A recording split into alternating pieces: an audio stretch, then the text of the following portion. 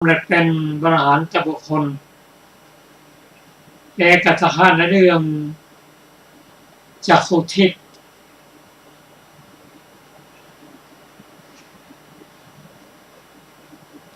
และคำปรารถนาอย่างอื่นของท่านนี่เช่นท่านปรารถนาว่าอย่าให้คำรู้จักว่าไม่มีถ้าเราเห็นว่าจากสมัยของพระเจ้าพระทุกตระมาถึงพระกับของเรานะยาวนานมาก60-70กับแสดงว่าวัฏฏะนี้ยาวนานหาต้นหาปลายไม่ได้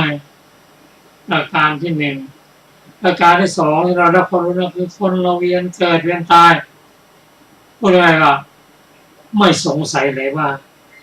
คนเราตายแล้วจะเกิดมาหรือไม่ประการที่สามทำให้รู้ว่าคนที่จะสำเร็จนั้นต้องมีการพัฒนาปฏิรูปตัวเองอยู่ตลอดเวลาเพราะทุกสิ่งทุกอย่างในสมสารโลกนี้ไม่มีอะไรอยู่นิ่งเราจะเห็นไม่เห็นก็ตามมันเปลี่ยนแปลงเข้ามาตลอดเวลาเพราะฉะนั้นท่านใช้หลักนี้ท่านพัฒนาจิตของท่านประการต่อมาเห็นว่าความสำเร็จนั้นต้องเริ่มต้นที่ฉันทะความพอใจศรัทธาแล้วก็ตั้งความปรารถนาไว้นี่แสดงว่าเราจะทำอะไรทุกอย่างตั้งแต่เป็นนักเรียนมาให้ตั้งความปรารถนาไว้ครูมักจะถามนักเรียนว่าโตขึ้นมาอยากจะเรียนอะไรตอบกับคนละอย่างดีเท่านั้นเลยนักเรียนถามคุณครูว่าคุณครูครับผมจำสำเร็จไหมรุ่นครูเป็นผู้ฉลาดท่านจะไม่ตอบทันทีท่านดูประวัติการศึกษาของเด็กคนนั้นว่าวิชาวิทยาศาสตร์เก่งไหมคำนวณดีไหมภาษาอังกฤษความรู้รอบตัวและวิชาประกอบอะไรถ้าเห็นว่าวิชาหลักๆแล้วก็ทำคะแนนได้ดีครูถึงจะตอบว่าถ้าเธอจะขยันอย่างนี้นะได้เรียนจบแน่ได้เป็นแน่เรื่องนี้อย่างเดียวกันสมัยหนึ่งในสมัยของพระเจ้าปัจจุบันระท่านเข้าไปฟังธรรมได้เห็นพระพุทธเจ้าแต่งตั้งภิกษุรูปหนึ่งไว้ในเอกตะฆะในด้านจักขุทิพย์นี้ท่านความปรารถนาจะได้ตำแหน่งจะได้เป็นก็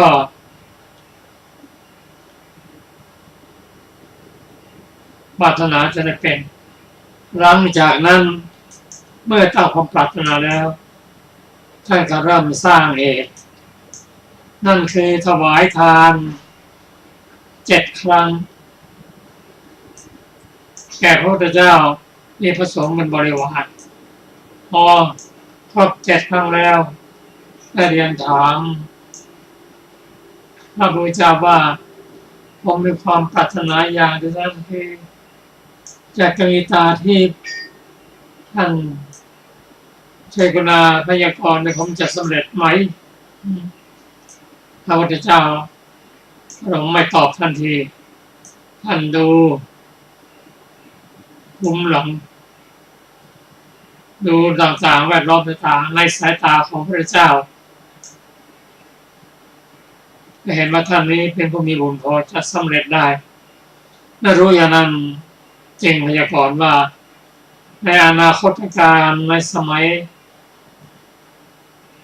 ในพุทธกัปสมัยพระพุทธเจ้าทรงพระนามว่าพระสมณโคดมได้รับการแต่งตั้งเอกตะฆะในด้านจักขุทิพย์ หลังจากนั้นเมื่อเราไปอธิษฐานรับพยากรณ์นะท่านไม่อยู่นิ่ง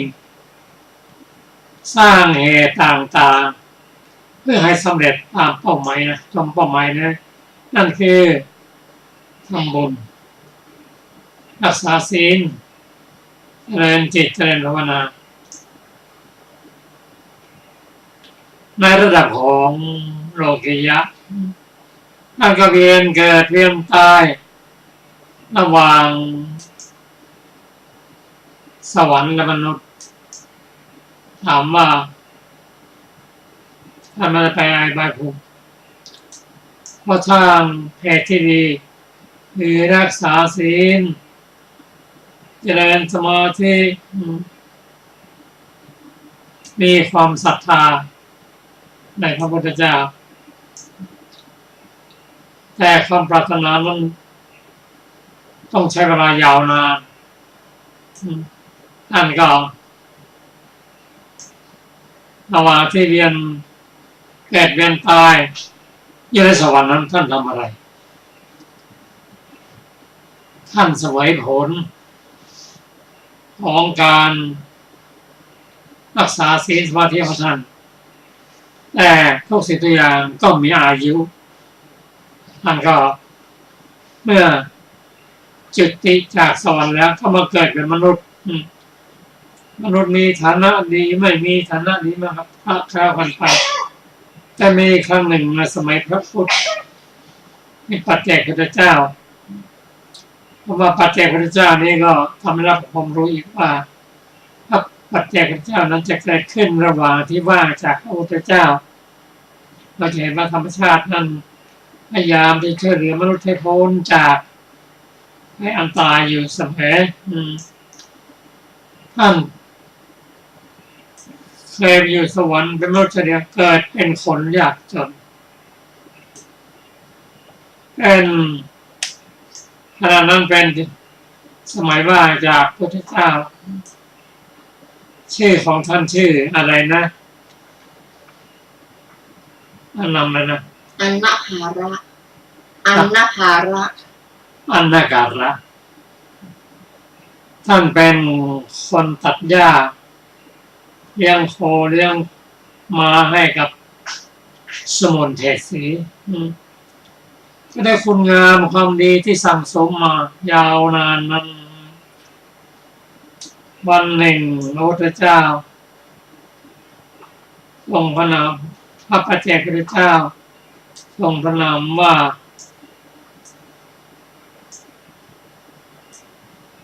ทรงอะไรมุตระเอางี้ดีกว่าท่านเข้านิโรธสมาบัติคำว่านิโรธสมาบัตินั้นจริงๆแล้วผู้ที่เข้านิโรธสมาบัตินั้นต้องเป็นอนาคามีในพระอรหันต์แต่ในครั้งนี้ท่านเป็นอนาคามีเป็นพระปัจเจกค่ะเป็นพระปัจเจกพุทธเจ้าค่ะอุปริทธะปัจเจกพุทธเจ้าที่ท่านอุปาริทะออกจากนิโรธสมาบัติแล้วก็พิจารณาวันนี้มีใครที่จะโปรดได้ไหมได้ญาณของท่านก็เห็นว่ามีนายอันนภาระอัมมาภาระนี่นะที่จะโปรดได้ถามว่าเขามีศรัทธาไหมบอกมีศรัทธาด้วยเองทรงสบงจีบรตอนเช้านั่นก็ออกจากที่พักมาปรากฏตัวที่หน้าของนายอันนั้น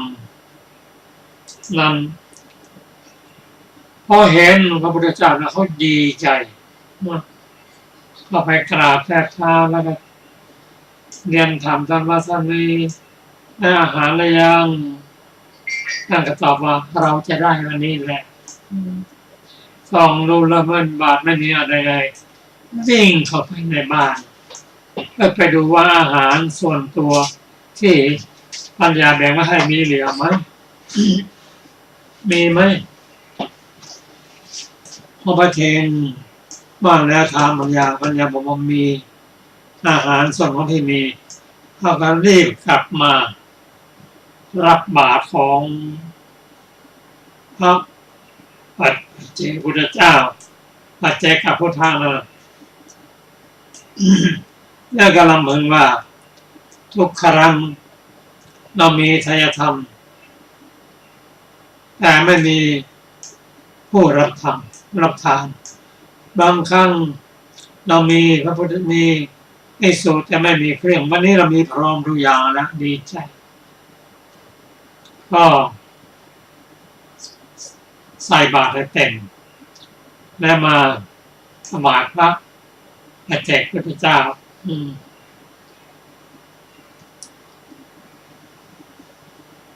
ได้กล่าวว่าอธิษฐานว่าหากพระองค์คนยากคนจน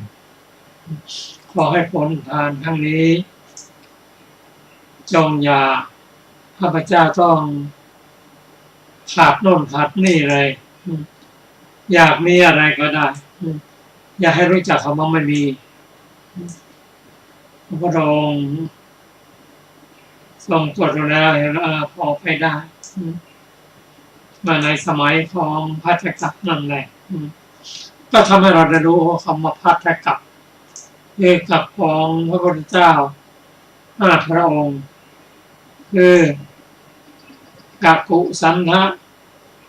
โอนาคมนะกัสสปะพุทธเจ้าและสมณโคดมและภาษีอริยเมตไตรในอนาคตอันไกลนั้นซึ่งแต่ละองค์ห่างไกลทรงพระชนม์และยืนยาวเช่นกักุสันทะนั่นก็800,000 ปีโกนาคมนะก็600,000 ปี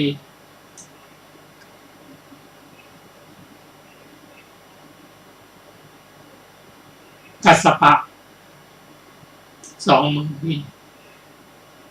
กัปปุสันทะโกนาคมนะ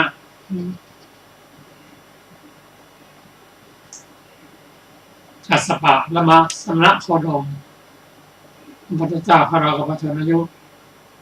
น้อยประมาณ100 ปีเป็นต้นได้มาแก่ในตระกูลของกษัตริย์มีพระนามว่าอนุรุทธะ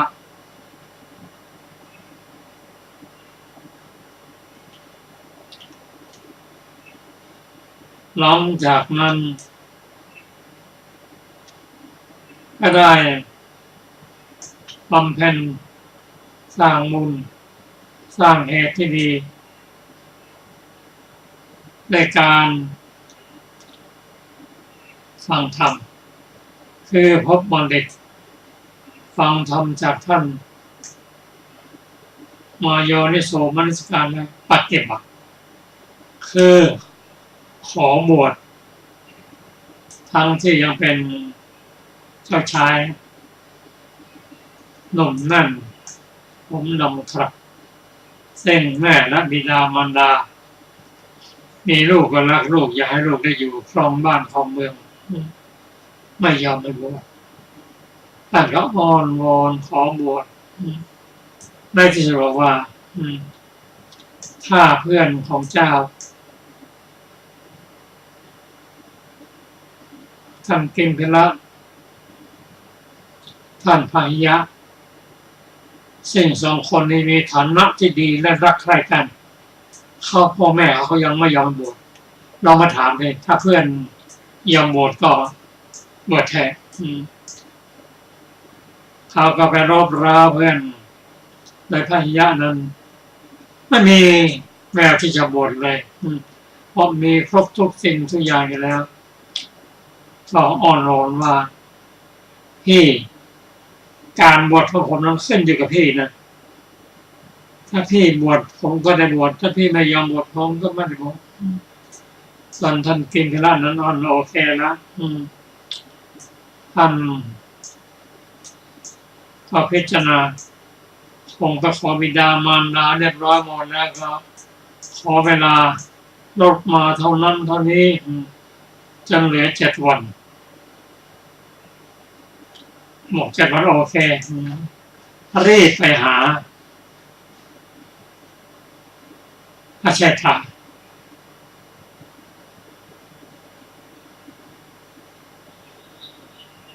พระเจ้านามะบอกพี่ผมจะบวชนะเพราะตระกูลเราต้องมี1 คนออกบวช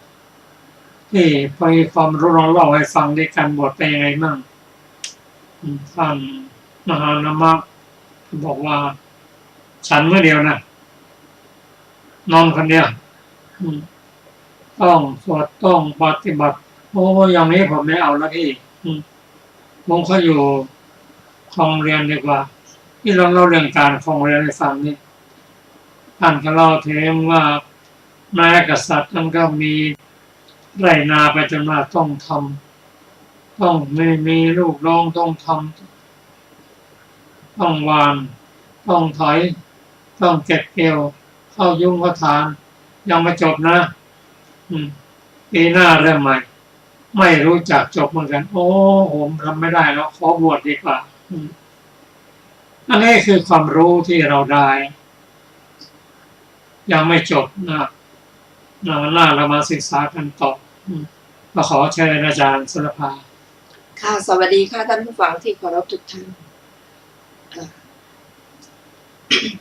เจ้าอนุรุทธะนั้นได้สดับความที่การงานทั้งหลายที่เจ้าพี่ตรัสบอกโดยนัยยะเป็นต้นว่า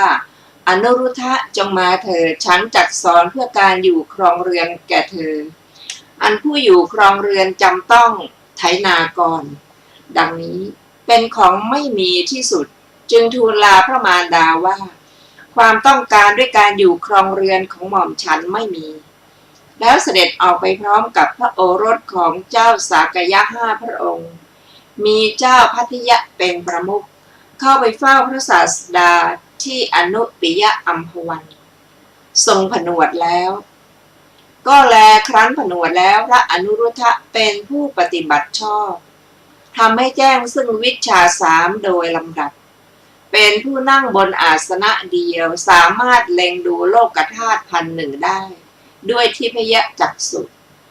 ดุจผลมะขามป้อมที่บุคคลวางไว้บนฝ่ามือฉะนั้นจึงเปล่งอุทานขึ้นว่าเราย่อมระลึกได้ถึงบุพเพนิวาสทิพยจักษุเราก็ชำระแล้วเราเป็นผู้ได้วิชชา3เป็นผู้ถึงฤทธิ์คำสอนของพระพุทธเจ้าอันเราทำแล้วพิจารณาดูว่าเราทำกรรมอะไรหนอจึงได้สมบัตินี้ทราบได้ว่า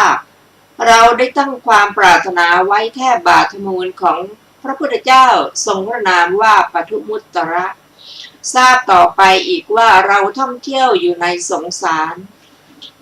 ในการชื่อโน้นได้อาศัยสุมุนเศรษฐีในกรุงพาราณสีเลี้ยงชีพเป็นผู้ชื่อว่าอันนภาระดังนี้แล้วกล่าวว่าในการก่อนเราเป็นผู้ชื่อว่าอันนภาระเป็นคนเข็นใจขนหญ้าเราถวายบิณฑบาตแก่พระอุปริทธะปัจเจกพุทธะผู้มียศหัวข้อพระเถระระลึกถึงสหายเก่าครั้งนั้นท่านได้มีความปริวิตกชนี้ว่าสุมุนเศรษฐีผู้เป็นสหายของเราได้กหาปณะแล้วรับเอาส่วนบุญจากบิณฑบาตซึ่งเราได้ถวายแก่อุปริทธะปัจเจกพุทธะในการนั้นบัดนี้เกิดที่ไหนหนอแลทีนั้นท่านได้เล็งเห็นเศรษฐีนั้นว่าบ้านชื่อว่ามุนทนิคมมีอยู่ที่เชิงเขาใกล้ดงไฟไหม้อุบาสกชื่อว่ามหามุนทะในมุนทะนิคมนั้นมีบุตร2 คนชื่อมหาสุมาณะและจุลสมณะในบุตร2 คนนั้น สุมนเศรษฐีเกิดเป็นจูลสุมนะก็แลครั้นเห็นแล้วคิดว่าเมื่อเราไปในที่นั้นอุปการะจะมีหรือไม่มีหนอท่านใคร่ครวญอยู่ได้เห็นเหตุนี้ว่าเมื่อเราไปอยู่ที่นั้นจูลสุมนะนั้นมีอายุ7 ขวบเท่านั้นจักออกบวชและจักบรรลุพระอรหันต์ในเวลาปลงผมเสร็จนั่นเองก็แลท่านครั้นเห็นแล้วเมื่อภายในการฝนใกล้เข้ามาจึงไปทางอากาศลงที่ประตูบ้านส่วนมหามุนทะอุบาสกผู้เป็นผู้คุ้นเคยของพระเถระแม้ในการก่อนเหมือนกันเขาเห็นพระเถระครองจีวรในเวลาบิณฑบาตจึงกล่าวกับมหาสุมาณะผู้บุตรว่าพ่อพระผู้เป็นเจ้าอนุรุทธะเถระของเรามาแล้วเจ้าจงไปรับบาตรของท่านให้ทันเวลาที่ใครๆคนอื่นยังไม่รับบาตรของท่านไปพ่อจักให้เขาปูอาสนะไว้มหาสุมาณะได้ทำอย่างนั้นแล้วอุบาสกอังคาดพระเถระภายในเรือนโดยเคารพแล้วรับ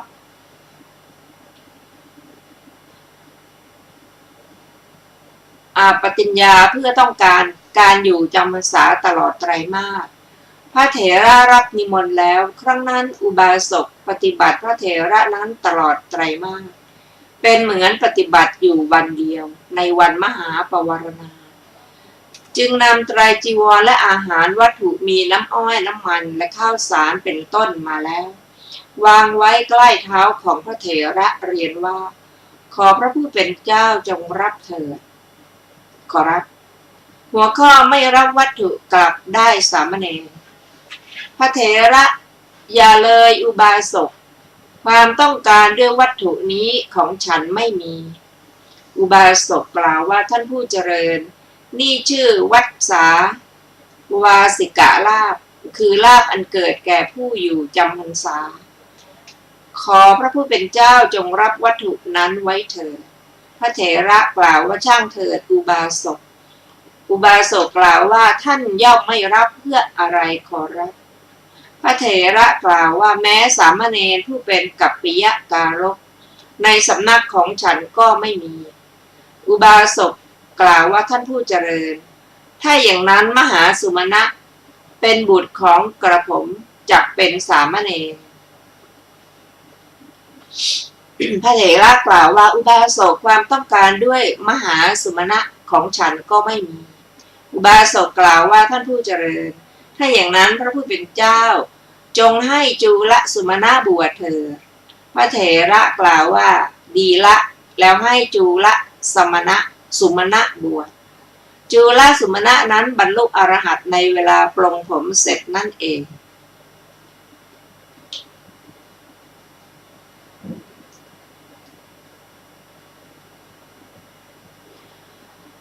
พระเถระอยู่ในที่นั้นกับจูลสุมาณะเถระนั้นประมาณกึ่งเดือนแล้วลาพวกญาติของเธอว่าพวกฉันจักเฝ้าพระศาสดาดังนี้แล้วไปทางอากาศลงที่กระท่อมอันตั้งอยู่ในป่าในหิมวันประเทศหัวข้อพระเถระปรารภความเพียรเสมอก็พระเถระแม้ตามปกติเป็นผู้ปรารภความเพียรเมื่อท่านกำลังจงกรมอยู่ในที่นั้นในคืนแรกและคืนต่อมาลมในท้องตั้งขึ้นครั้งนั้นสามเณรเห็นท่านลำบากจึงเรียนถามว่าท่านขอรับโรคอะไรย่อมเสียดแทงท่านพระเถระกล่าวว่าลมเสียดท้องเกิดขึ้นแก่ฉันแล้วสามเณรก็ถามว่าแม้ในการอื่นลมเสียดท้องเคยเกิดขึ้นหรือขอรับพระเถระตอบผู้มีอายุสามเณรก็ถามต่อไปว่าความสบายย่อมมีด้วยอะไรเล่าขอรับพระเถระตอบว่าเมื่อฉันได้น้ำดื่มจากสระอโนดาตความสบายย่อมมีผู้มีอายุสามเณรก็กล่าวว่าท่านขอรับถ้ากระนั้นกระผมจะนำมาถวายพระเถระว่าเธอจะ อาจนำมาหรือสามเณรก็ตอบว่าอาจอยู่ขอรับพระเถระกล่าวว่าถ้ากระนั้นน่ะนาคราชชื่อปัณกะในสะอโนดาตย่อมรู้จักฉันเธอจะบอกแก่นาคราชนั้นแล้วนำขวดน้ำดื่มขวดหนึ่งมาเพื่อประโยชน์แก่การประกอบยาเธอเธอรับว่าดีละแล้วไหว้พระอุปัชฌายะเหาะขึ้นสู่เวหาได้ไปตลอดที่500 โยชน์แล้วหัวข้อสามเณรต่อสู้กับพญานาคก็วันนั้นนาคราชมีนาคนักฟ้อนแวดล้อมอยู่ปรารถนาจะเล่นน้ำนาคราชนั้นพอได้เห็นสามเณรผู้ไปอยู่เท่านั้นก็โกรธคิดเห็นว่าสมณะโลนนี้เที่ยวโปรยฝุ่นที่เท้าของตนลงกระหม่อมของเราสมณะโลนนี้จักเป็นผู้มาแล้วเพื่อต้องการน้ำดื่มในสระอโนดาตบัดนี้เราจะไม่ให้น้ำดื่มแก่เธอดังนี้แล้วนอนปิดสระอโนดาตซึ่งมีประมาณถึง500 โยชน์ด้วยพังพานดุจบุคคลปิดหม้อข้าวด้วยถาดใหญ่ฉะนั้นสามเณรพอแลดูอาการของนาคราชแล้วก็ทราบว่านาคราชนี้โกรธแล้วจึงกล่าวคาถานี้ว่านาคราชผู้มีเดชกล้ามีกำลังมากท่านจงฟังคำของข้าพเจ้าเถิดจงให้หม้อน้ำดื่มแก่ข้าพเจ้าข้าพเจ้าเป็นผู้มาแล้วเพื่อประโยชน์แก่น้ำสำหรับประกอบยานาคราชฟังคาถานั้นแล้วกล่าวคาถานี้ว่าแม่น้ำใหญ่ชื่อคงคาณเบื้องทิศบูรพาย่อมไหลไปสู่มหาสมุทรท่านจงนำเอาน้ำดื่มจากแม่น้ำคงคานั้นไปเถิด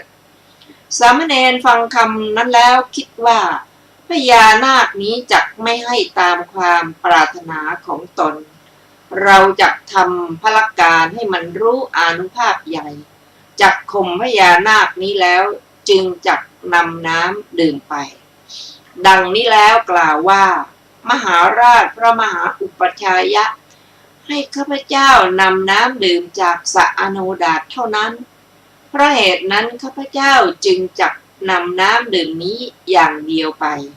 ท่านจงหลีกไปเสียอย่าห้ามข้าพเจ้าเลยดังนี้แล้วกล่าวคาถานี้ว่า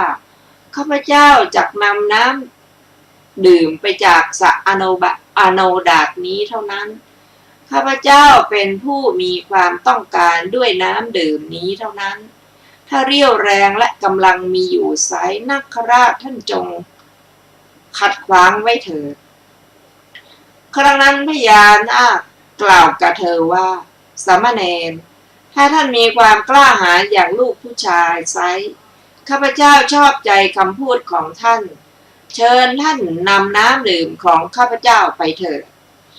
ลำดับนั้นสามเณรตอบกับพญานาคนั้นว่ามหาราชข้าพเจ้าจักนำไปอย่างนั้นเมื่อพญานาคพูดว่าเมื่อท่านสามารถก็จงนำไปเถิดรับปฏิญญาถึง3 ครั้งว่าถ้ากระนั้นท่านจงรู้ด้วยดีเถิดแล้วคิดว่าการที่เราแสดงอานุภาพแห่งพระพุทธศาสนาแล้วจึงนำน้ำไปสมควรอยู่ได้ไปสู่สำนักของพวกอากาสัตกะเทพดากรเทพดาเหล่านั้นมาไหว้แล้วกล่าวว่าอะไรการขอรับแล้วพากันยืนอยู่สามเณรกล่าวว่าสงครามของข้าพเจ้ากับปัณกะนาคราชจักมีที่หลังสระอโนดาตนี่พวกท่านจงไปในที่นั้นแล้วดูความชนะและความแพ้สามเณรนั้นเข้าไปหาเท้าโลกบาลทั้ง4และเท้าสักกะเท้าสุยามะเท้าสันดุสิตเท้าสุนิมมิตและเท้าวสวัตตีแล้วบอกเนื้อความนั้นโดยทำนองนั้นแหละต่อแต่นั้นสามเณรไปโดยลำดับจนถึงพรหมโลกอันพรหมทั้งหลายในที่นั้นๆผู้มาไหว้แล้วยืนอยู่ถามว่าอะไรกันขอรับจึงแจ้งเนื้อความนั้นสามเณรนั้นเที่ยวไปบอกในที่ทุกแห่งโดยครู่เดียวเท่านั้น เว้นเสียแต่อสัญญีสัตว์และอรูปพรหมด้วยอาการอย่างนี้ถึงเทพดาทุกๆจำพวกฟังคำของเธอแล้วประชุมกันเต็มอากาศไม่มีที่ว่างที่หลังสระอโนดาตดุจจุรนแห่งขนมที่บุคคลใส่ไว้ในธนานฉะนั้นหัวข้อสามเณรเชิญเทพดามาดูการรบเมื่อหมู่เทพดาประชุมกันแล้ว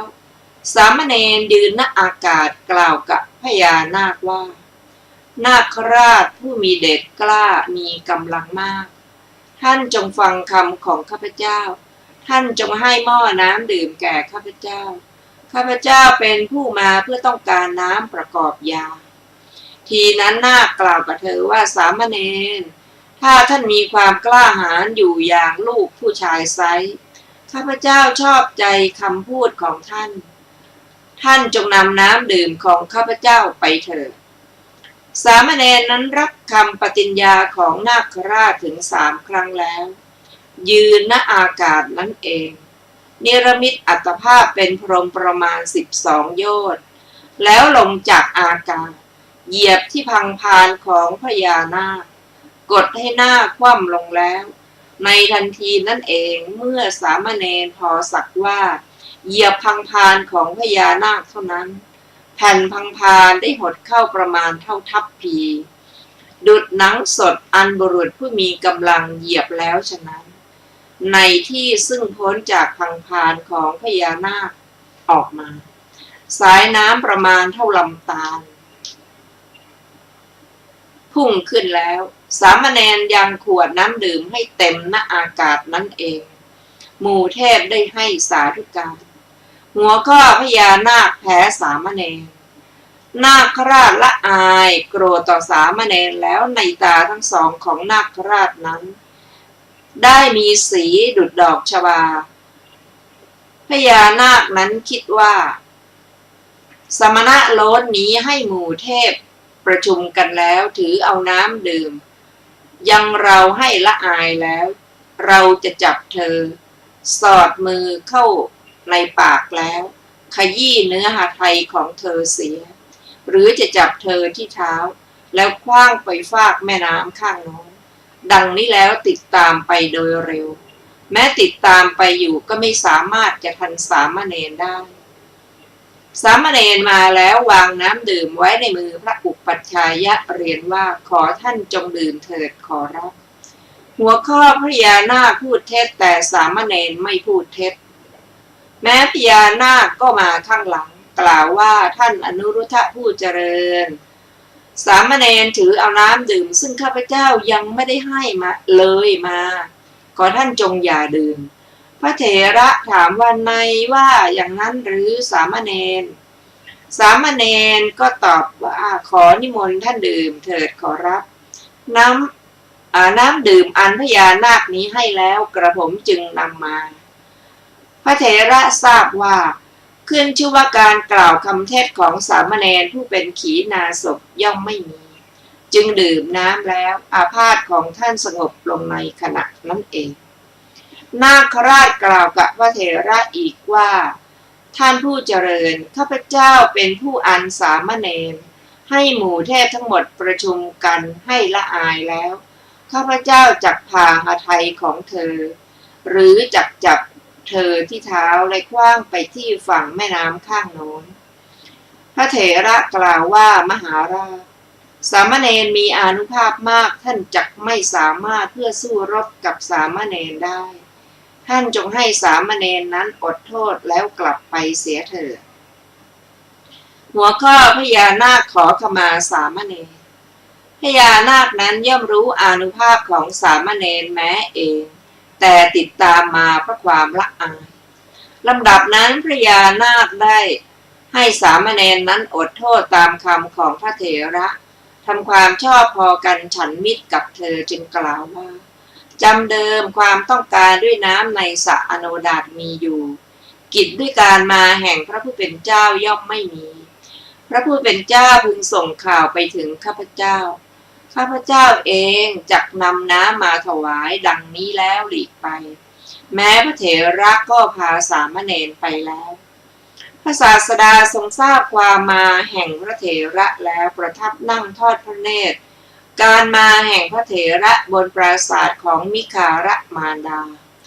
ถึงพวกภิกษุก็เห็นพระเถระซึ่งกำลังมาลุกขึ้นต้อนรับบาตรและจีวรหัวข้อพวกภิกษุล้อเลียนสามเณรครั้งนั้นภิกษุบางพวกจับสามเณรที่ศีรษะบ้างที่หูทั้งสองข้างบ้างที่แขนบ้างพลางเขย่ากล่าวว่าไม่กระสันหรือสามเณรพระศาสดาทอดพระเนตรเห็นกิริยาซึ่งภิกษุนั้นแล้วทรงดำริว่ากรรมของภิกษุเหล่านี้หยาบจริงภิกษุเหล่านี้จับสามเณรเป็นดุจจับอสรพิษที่คอพวกเธอหารู้อานุภาพของสามเณรไม่วันนี้การที่เราทำคุณของสุมนสามเณรให้ปรากฏสมควรอยู่แม้พระเถระก็มาถวายบังคมพระศาสดาแล้วนั่งหัวข้อพระศาสดาทรงทำคุณของสามเณรให้ปรากฏพระศาสดาทรงทำปฏิสันถานกับด้วยท่านแล้วตรัสเรียกพระอานนท์เถระมาอานนท์เราเป็นผู้มีความประสงค์เพื่อจะล้างเท้าทั้งสองด้วยน้ำในสระอโนดาตเธอจะให้หม้อแก่พวกสามเณรแล้วให้นำน้ำมาเถิดพระเถระให้สามเณรประมาณ500ในวิหารประชุมกันแล้วบรรดาสามเณรเหล่านั้นสุมนสามเณรได้เป็นผู้ใหม่กว่าสามเณรทั้งหมดพระเถระกล่าวกับสามเณรผู้แก่กว่าสามเณรทั้งหมดว่าสามเณรพระศาสดามีพระประสงค์จะทรงล้างพระบาททั้งสองด้วยน้ำในสระอโนดาตเธอจงถือหม้อน้ำไปนำน้ำมาเถิดสามเณรนั้นไม่ปรารถนาด้วยกล่าวว่ากระผมไม่สามารถขอรับพระเถระถามสามเณรทั้งหลายแม้ที่เหลือโดยลำดับแม้สามเณรเหล่านั้นก็พูดปลีกตัวอย่างนั้นแลมีคำถามว่าก็บรรดาสามเณรเหล่านี้เณรผู้เป็นขีณาสพไม่มีหรือแก้ว่ามีอยู่แต่สามเณรเหล่านั้นไม่ปรารถนาด้วยคิดว่าพวงดอกไม้นี้พระศาสดาไม่ทรงผูกไว้เพื่อพวกเราพระองค์ทรงผูกไว้เพื่อสุมนสามเณรองค์เดียวแต่พวกสามเณรผู้เป็นปุถุชนไม่ปรารถนาก็เพราะความที่ตนเป็นผู้ไม่สามารถนั่นเอง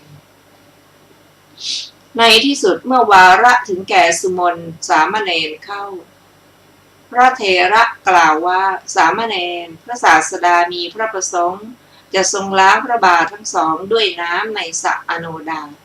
ได้ยินว่าเธอจงถือเอาหม้อไปตักน้ำมาส่วนสามเณรนั้นเรียนว่าเมื่อพระศาสดาทรงให้นำมากระผมจักนำมาดังนี้แล้วถวายบังคมพระศาสดาแล้วกราบทูลว่าข้าแต่พระองค์ผู้เจริญได้ยินว่าพระองค์ได้ให้ข้าพระองค์นำน้ำมาจากสระอโนดาตหรือพระเจ้าข้าพระศาสดาตรัสว่าอย่างนั้นสุมาณะสามเณรนั้นเอามือจับหม้อใหญ่ใบหนึ่งซึ่งจุน้ำได้ตั้ง60หม้อในบรรดาหม้อสำหรับเสนาสนะซึ่งเลี่ยมดาษด้วยทองแท่งอันนางวิสาขาให้สร้างไว้หิ้วไปด้วยคิดว่าความต้องการของเราด้วยหม้ออันเรายกขึ้นตั้งไว้บนจงอยบ่านี้ย่อมไม่มีเหาะขึ้นสู่เวหาดบ่ายหน้าต่อหิมวันประเทศรีบไปแล้วนาคราชเห็นสามเณรซึ่งกำลังมาแต่ไกลเทียวจึงต้อนรับแบกหม้อด้วยจงอยบ่ากล่าวว่าท่านเจ้าข้าเมื่อผู้รับใช้เช่นข้าพเจ้ามีอยู่เพราะอะไรพระผู้เป็นเจ้าจึงมาเสียเองเมื่อความต้องการน้ำมีอยู่เหตุไรพระผู้เป็นเจ้าจึงไม่ส่งเพียงข่าวสารมาดังนี้แล้วเอาหม้อตักน้ำแบกเองกล่าวว่านิมนต์พระผู้เป็นเจ้าล่วงหน้าไปก่อนเถิดขอรับข้าพเจ้าจักนำไปสามเณรกล่าวว่ามหาราชท่านจงหยุด ข้าพเจ้าเองเป็นผู้อันพระสัมมาสัมพุทธเจ้าใช้มา ดังนี้ให้พญานาคกลับแล้ว เอามือจับที่ขอบปากหม้อเหาะมาทางอากาศลำดับนั้นพระศาสดาทรงแลดูเธอซึ่งกำลังมา ตรัสเรียกพวกภิกษุมาแล้วตรัสว่าภิกษุทั้งหลายพวกเธอจงดูการเยื้องกรายของสามเณรเธอย่อมงดงามดุจพญาหงส์ในอากาศฉะนั้นแม้สามเณรนั้นวางหม้อน้ำแล้วได้ถวายบังคมพระศาสดาแล้วยืนอยู่ลำดับนั้นพระศาสดาตรัสกับเธอว่าสุมาณะเธอมีอายุได้เท่าไร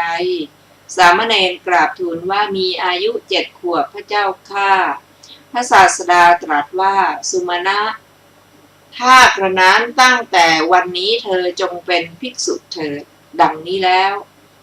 ได้ประทานยาได้ประทานทายัชชะอุปสมบทได้ยินว่าสามเณรผู้มีอายุ7 ปี2 รูปเท่านั้นได้อุปสมบทคือสุมนเถสามเณรนี้รูปหนึ่ง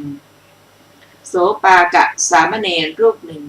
เมื่อสุมนสามเณรนั้นอุปสมบทแล้วอย่างนั้นพวกภิกษุสนทนากันในโรงธรรมว่าผู้มีอายุทั้งหลายกรรมนี้น่าอัศจรรย์อานุภาพของสามเณรน้อยแม้เห็นปานนี้ก็มีได้อานุภาพเห็นปานนี้พวกเราไม่เคยเห็นแล้วในการก่อนแต่การนี้หัวข้อสมบัติย่อมสำเร็จแก่เด็กๆได้พระศาสดาเสด็จมาแล้วตรัสถามว่าภิกษุทั้งหลายบัดนี้พวกเธอนั่งสนทนากันด้วยเรื่องอะไรหนอเมื่อพวกเธอกราบทูลว่าด้วยเรื่องชื่อนี้พระเจ้าข้าตรัสว่าภิกษุทั้งหลายในศาสนาของเราบุคคลแม้เป็นเด็กปฏิบัติชอบแล้วย่อมได้สมบัติเห็นปานนี้เหมือนกันเมื่อจะทรงแสดงธรรมจึงตรัสพระคาถานี้ว่าโยฮเวทหาโรภิกขุยุนชติพุทธศาสเนโสอิมังโลกังปภาเสติอัปภามุตโตวะจันทิมาภิกษุใดแลยังหนุ่มภาคเพียรอยู่ในพระพุทธศาสนาภิกษุนั้นย่อมยังโลกนี้ให้สว่างดุจพระจันทร์ที่พ้นแล้วจากหมอกเมฆสว่างอยู่ฉะนั้นแก้อัดบรรดาบทเหล่านั้นบทว่ายุนชติได้แก่ภาคเพียรคือพยายามอยู่บทว่าปภาเสติเป็นต้นความว่าภิกษุนั้นย่อมยังโลกต่างโดยขันธโลกเป็นต้นให้สว่างได้คือย่อมทำให้มีแสงสว่างเป็นอันเดียวกันด้วยญาณอันสัมปยุทธ์ด้วยอรหัตมรรคของตนดุจพระจันทร์ที่พ้นแล้วจากเครื่องกำบังมีหมอกเป็นต้นฉะนั้นในการจบเทศนาชนเป็นอันมากบรรลุอริยผลทั้งหลายมีโสดาปัตติผลเป็นต้นดังนี้แลจบเรื่องสุมนสามเณรและจบภิกขุวรรควรรณนาและจบวรรคที่25ด้วยต่อไปเป็นคาถาธรรมบทพราหมณวรรคที่26ว่าด้วยคุณธรรมของผู้เป็นพราหมณ์ 1. พราหมณ์ท่านจงพยายามตัดกระแสตัณหาจงบรรเทากามทั้งหลายเสียท่านรู้ความสิ้นไปแห่งสังขารทั้งหลายแล้วเป็นผู้รู้พระนิพพานอันอะไรกระทำไม่ได้แล้วนะพราหมณ์ 2. ในการใดพราหมณ์เป็นผู้ถึงฝั่งในธรรมทั้งสองในการนั้นกิเลสเครื่องประกอบทั้งปวงของพราหมณ์ผู้รู้อยู่ย่อมตั้งเขาพยย่อมถึงความตั้งอยู่ไม่ได้ 3. ฝั่งก็ดีที่ไม่ใช่ฝั่งก็ดีฝั่งและที่ไม่ใช่ฝั่งก็ดีไม่มีแก่ผู้ใดเราเรียกผู้นั้นซึ่งมีความกระวนกระวายไปปราดแล้วผู้พรากจากกิเลสได้แล้วว่าเป็นพราหมณ์ 4. เราเรียกบุคคลผู้มีความเพ่งผู้ปราศจากทุลีอยู่แต่ผู้เดียวมีกิจอันกระทำแล้วหาอาสวะมิได้บรรลุประโยชน์อันสูงสุดแล้วนั้นว่าเป็นพราหมณ์ 5. พระอาทิตย์ย่อมส่องแสงในกลางวันพระจันทร์ย่อมรุ่งเรืองในกลางคืนกษัตริย์ทรงเครื่องรบแล้วย่อมรุ่งเรืองพราหมณ์ผู้มีความเพ่งย่อมรุ่งเรืองส่วนพระพุทธเจ้าย่อมรุ่งเรืองด้วยเดชตลอดกลางวันและกลางคืน 6. บุคคลมีบาปอันลอยแล้วแลเราเรียกว่าพราหมณ์บุคคลที่เราเรียกว่าสมณะเพราะความประพฤติเรียบร้อยบุคคลขับไล่มนทินของตนอยู่เพราะเหตุนั้นเราเรียกบรรพชิต 7. พราหมณ์ไม่ควรประหารแก่พราหมณ์ไม่ควรจองเวรแก่เขาน่าติเตียนพราหมณ์ผู้ประหารพราหมณ์น่าติเตียนพราหมณ์ผู้จองเวรยิ่งกว่าพราหมณ์ผู้ประหารนั้นความเกลียดกันใจจากอารมณ์อันเป็นที่รักทั้งหลายใดย่อมความเกลียดกันนั่นย่อมเป็นความประเสริฐไม่น้อยแก่พราหมณ์ใจอันสัมปยุตด้วยความเบียดเบียนย่อมกลับได้จากวัตถุใดๆความทุกข์ความสงบได้เพราะวัตถุนั้นนั่นแล 8. ความชั่วทางกายวาจาและใจของบุคคลใดไม่มีเราเรียกบุคคลนั้นผู้สำรวมแล้วโดยฐานะ3ว่าเป็นพราหมณ์ 9. บุคคลพึงรู้แจ้งธรรมอันพระสัมมาสัมพุทธเจ้าทรงแสดงแล้วจากอาจารย์ใดพึงนอบน้อมอาจารย์นั้นโดยเคารพเหมือนพราหมณ์นอบน้อมการบูชาเพลิงอยู่ฉะนั้น 10. บุคคลย่อมเป็นพราหมณ์ด้วยชฎาด้วยโคตรด้วยชาติหาไม่ได้สัจจะและธรรมมีอยู่ในผู้ใดผู้นั้นเป็นผู้สะอาดและผู้นั้นเป็นพราหมณ์ 11. ผู้มีปัญญาสามประโยชน์อะไรด้วยชฎาทั้งหลายของเธอประโยชน์อะไรด้วยผ้าที่ทำด้วยหนังสัตว์ของเธอภายในของเธอรบคลุมรังเธอย่อมเกลี้ยงเกลาแต่ภายนอก 12. เราเรียกชนผู้ทรงผ้าบางสกุลผู้พร้อมสะพรั่งด้วยเอ็นผู้เพ่งอยู่ผู้เดียวในป่านั้นว่าเป็นพราหมณ์ 13. เราไม่เรียกบุคคลผู้เกิดแต่กำเนิดผู้มีมารดาเป็นแดนเกิดว่าเป็นพราหมณ์เขาย่อมเป็นผู้ชื่อว่าโพวาทีเขาย่อมเป็นผู้มีกิเลสเครื่องกังวลเราเรียกผู้ไม่มีกิเลสเครื่องกังวลผู้ไม่ถือมั่นนั้นว่าเป็นพราหมณ์ 14. ผู้ใดแลตัดสังโยชน์ทั้งปวงได้แล้วย่อมไม่สะดุ้งเราเรียกผู้นั้นผู้ก้าวล่วงกิเลสเครื่องข้องได้ผู้หลุดพ้นได้แล้วว่าเป็นพราหมณ์ 15. เราเรียกบุคคลผู้ตัดชนะเชือกและเครื่องต่อพร้อมทั้งสายผู้มีลิ่มสลักอันถอนขึ้นแล้วผู้รู้แล้วนั้นว่าเป็นพราหมณ์ 16. ผู้ใดไม่ประทุษร้ายอดกลั้นซึ่งคำด่าและการตีและการจองจำได้เราเรียกผู้นั้นซึ่งมีกำลังคือขันติมีหมู่พลว่าเป็นพราหมณ์ 17. เราเรียกผู้ไม่โกรธมีวัดมีศีลไม่มีตัณหาเครื่องฟูขึ้นผู้ฝึกแล้วนะมีสรีระในที่สุดนั้นว่าเป็นพราหมณ์ 18. ผู้ใดไม่ติดอยู่ในกามทั้งหลายเหมือนน้ำไม่ติดอยู่บนใบบัวเหมือนเมล็ดพันธุ์ผักกาดไม่ตั้งอยู่บนปลายเหล็กแหลมฉะนั้นเราเรียกผู้นั้นว่าเป็นพราหมณ์ 19. ผู้ใดในศาสนานี้แลรู้ชัดความสิ้นไปแห่งทุกข์ของตนเราเรียกผู้นั้นซึ่งมีภาระอันปลงแล้วผู้พรากได้แล้วว่าเป็นพราหมณ์ 20. เราเรียกผู้มีปัญญาลึกซึ้งเป็นปราชญ์ฉลาดในทางและมิใช่ทางบรรลุประโยชน์สูงสุดนั้นว่าเป็นพราหมณ์ 21. เราเรียกบุคคลผู้ไม่เกี่ยวข้องด้วยชนสองจำพวกคือคฤหัสถ์หนึ่งบรรพชิตหนึ่งผู้ไม่มีอาลัยเที่ยวไปผู้ปรารถนาน้อยนั้นว่าเป็นพราหมณ์ 22. ผู้ใดวางอาทยาในสัตว์ทั้งหลายผู้สะดุ้งและผู้มั่นคงไม่ฆ่าเองไม่ใช้ให้ผู้อื่นฆ่าเราเรียกผู้นั้นว่าเป็นพราหมณ์ 23. เราย่อมเรียกบุคคลผู้ไม่เครียดแค้นในบุคคลผู้เครียดแค้นผู้ดับเสียได้ซึ่งบุคคลผู้มีอาทยาในตนผู้ไม่ถือมั่นในบุคคลผู้ถือมั่นนั้นว่าเป็นพราหมณ์ 24. ราคะโทสะมานะและมัคคะอันผู้ใดให้ตกไปแล้วเหมือนเมล็ดพันธุ์ผักกาดตกไปจากปลายเหล็กแหลมฉะนั้นเราเรียกผู้นั้นว่าเป็นพราหมณ์ 25ผู้ใดพึงกล่าวถ้อยคำอันไม่ระคายหูอันให้รู้กันได้เป็นคำจริงอันเป็นเหตุไม่ยังใครๆให้ขัดใจเราเรียกผู้นั้นว่าเป็นพราหมณ์ 26ผู้ใดไม่ถือเอาของยาวหรือสั้นน้อยหรือใหญ่งามหรือไม่งามอันเขาไม่ให้แล้วในโลกนี้เราเรียกว่าผู้นั้นเป็นพราหมณ์ 27ความหลังของผู้ใดไม่มีในโลกนี้และโลกหน้าเราเรียกผู้นั้นซึ่งไม่มีความหลังพรากกิเลสได้แล้วว่าเป็นพราหมณ์ 28ความอาลัยของบุคคลใดไม่มีบุคคลใดรู้ชัดแล้วเป็นผู้ไม่มีความสงสัยเป็นเหตุกล่าวว่า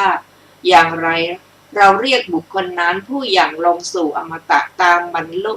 แล้วว่าเป็นพราหมณ์ 29ผู้ใดล่วงบุญและบาปทั้งสองและกิเลสเครื่องข้องเสียได้ในโลกนี้เราเรียกผู้นั้นซึ่งไม่มีความโศกมีทุลีไปปราดแล้วผู้บริสุทธิ์แล้วเป็นพราหมณ์ 30เราเรียกผู้บริสุทธิ์ผ่องใสไม่ขุ่นมัวมีภพอันสิ้นแล้วว่าเป็นพราหมณ์ท่านผู้ฟังที่เคารพค่ะวันนี้รายการศึกษาธรรมขออภัยศึกษาพระพุทธศาสนาตามพระไตรปิฎกได้หมดเวลาลงแล้วขอขอบพระคุณทุกท่านที่ได้ร่วมศึกษาด้วยกันเราจะได้มาศึกษาต่อในวันอาทิตย์หน้านะคะวันนี้ขอมีความสุขสวัสดีเจริญในธรรมยิ่งสวัสดีค่ะ